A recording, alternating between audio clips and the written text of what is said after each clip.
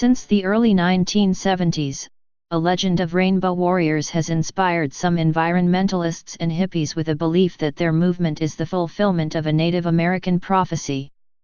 Usually the story is claimed to be Hopi or Cree.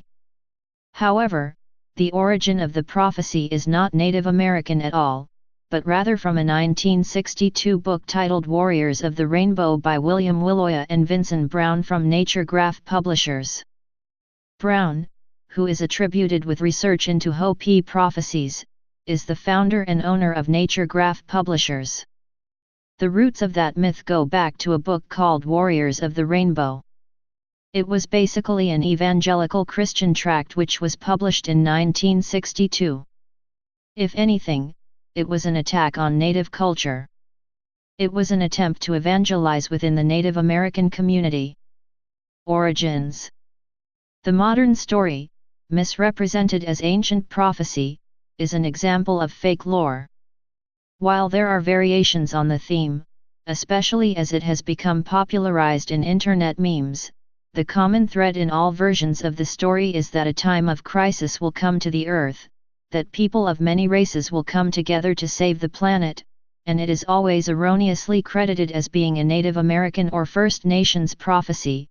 It is said there will be a time when the trees are dying, blah, blah, blah.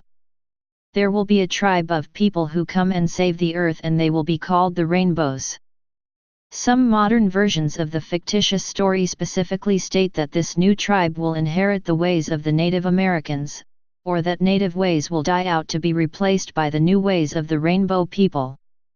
The legend said would also be joined by many of their light-skinned brothers and sisters, who would in fact be the reincarnate souls of the Indians who were killed or enslaved by the first light-skinned settlers. It was said that the dead souls of these first people would return in bodies of all different colors, red, white, yellow and black. Together and unified, like the colors of the rainbow, these people would teach all of the peoples of the world how to have love and reverence for Mother Earth, of whose very stuff we human beings are also made.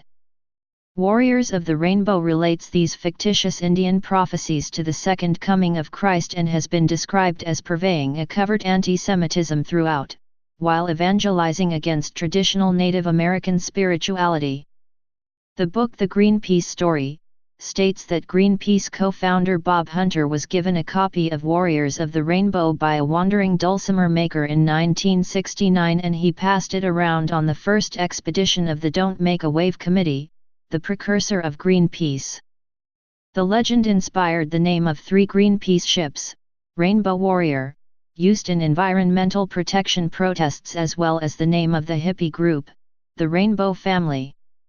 Native American author and poet Sherman Alexie has addressed this belief in the inner Indian and the ways American whites have co-opted Indian culture, notably in his poem, How to Write the Great American Indian Novel. White people must carry an Indian deep inside themselves. If the interior Indian is male, then he must be a warrior, especially if he is inside a white man. In the Great American Indian Novel, when it is finally written, all of the white people will be Indians and all of the Indians will be ghosts. Response. In 2015, a group of Native American academics and writers issued a statement against the Rainbow Family members who are appropriating and practicing faux Native ceremonies and beliefs. These actions, although rainbows may not realize, dehumanize us as an indigenous nation because they imply our culture and humanity, like our land, is anyone's for the taking.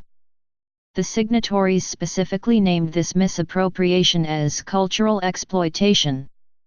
A group that cites a fictitious Native American prophecy as informing their self-identification as warriors of the rainbow and willfully appropriates Native cultural practices, is not only adventurous and dangerous, but offensive to many of us who advance and continue to defend the spiritual, the cultural, the sacred, and, most importantly, the political vitality and vision of the Oceti Sakowin. Please subscribe and thanks for watching.